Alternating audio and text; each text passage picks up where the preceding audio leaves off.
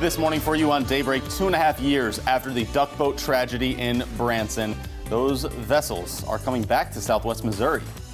And a new requirement calls for hospitals to tell you how much you have to pay for services ahead of time. Also, Josh Hawley is facing criticism for his role leading up to the riots in Washington, D.C. All these stories are coming up this hour for you on Daybreak.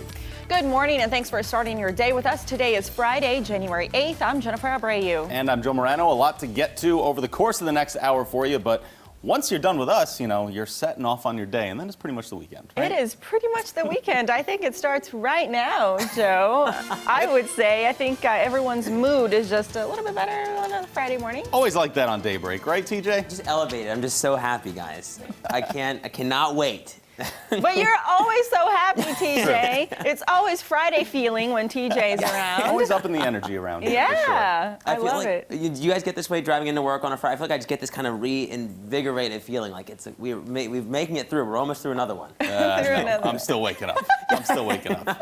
Yeah, sorry, buddy. Still waking up, especially when it's so cold out there. But at least today was a little bit better than yesterday, because yesterday we had that slush, that rain, all of that dry today, right, TJ? We are, yeah. We're starting off dry, so that'll be a nice thing. We don't have to worry about really any precipitation falling from the sky, or at least as much as what we saw yesterday morning. But still want to watch out for any lingering slick spots out there on area roadways, especially in northwestern Arkansas, where some locations, Mount Judea, one of those spots that picked up over half a foot of snow yesterday. So I'm sure the higher elevations are going to have some slick spots or snow-covered roads for sure.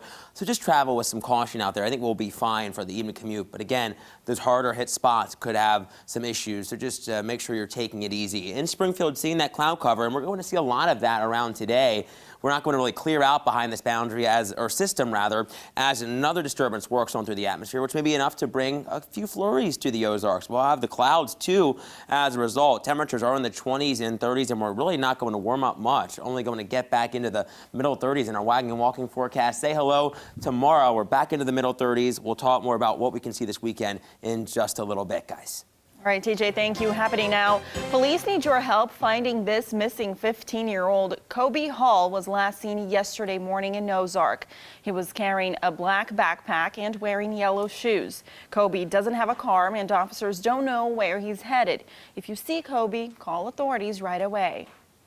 It has been 2.5 years since the deadly duck boat tragedy happened on Table Rock Lake. But now a new company is planning to reopen duck boat tours this spring. Branson Duck Tours LLC filed successfully with the Missouri Secretary of State's office. The company's website claims its new style of duck boat, the Hydroterra, is proven to be unsinkable by the Coast Guard, though that is something we've not confirmed with the Coast Guard just yet. It's a different design than the typical duck boat you've seen in the past. It sits up higher on the water and, according to the company, has more buoyancy due to specialized foam. Now, the LLC also says it can float when taking on water and has passed all necessary regulations. There's no mention of removable canopies that could be there, though.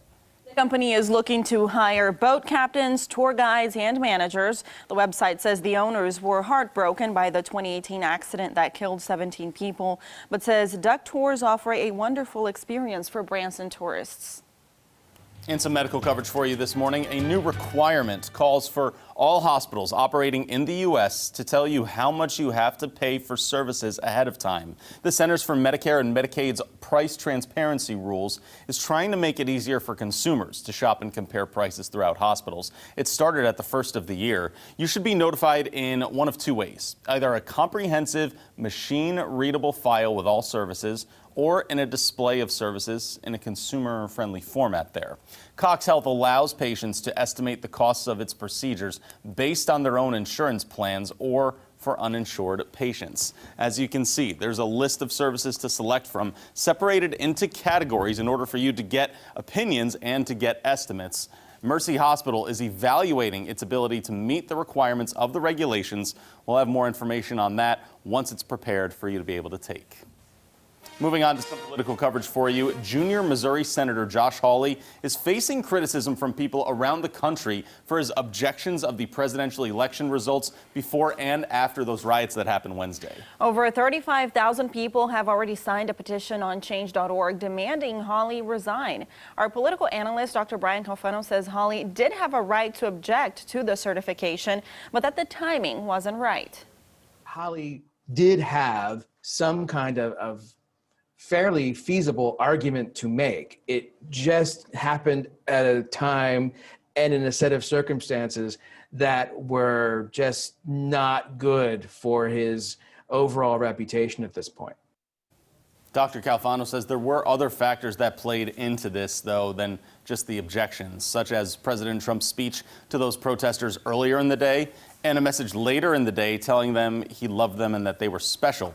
Calfano says without all those things, Hawley's objection wouldn't have gotten the reaction it did. Now, we spoke to a couple of viewers who have some strong opinions on this.